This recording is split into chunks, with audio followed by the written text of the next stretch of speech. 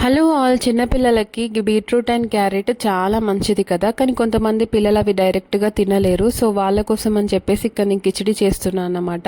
దాని ప్రాసెస్ వచ్చేసి ముందుగా రైస్ అండ్ పెసరపప్పు నానబెట్టి పెట్టుకోవాలి. తర్వాత స్టవ్ మీద ఒక కుక్కర్ని పెట్టేసుకొని అది హీట్ అయిన తర్వాత ఇక్కడ ఆయిల్కి బదులు నేను గీ యూస్ చేస్తున్నాను. సో 2 టేబుల్ స్పూన్ల గీ యాడ్ చేసి అది హీట్ అయిన తర్వాత అందులో జీలకర్ర, పచ్చిమిర్చి, కరివేపాకు అండ్ కచ్చపచ్చ దంచుకున్న గార్లిక్ అండ్ సన్నగా కట్ చేసి పెట్టుకున్న ఆనియన్స్, బీట్రూట్, క్యారెట్, టమాటోస్ అన్నీ వేసుకొని మిక్స్ చేసుకోవాలి. మిక్స్ చేసిన తర్వాత అందులోనే టేస్ట్కి సరిపడా సాల్ట్ అండ్ ధనియాల పొడి, కొద్దిగా కారం తినే పిల్లలైతే కారం వేసేసుకోవచ్చు, లేకపోతే అది ఆప్షనల్.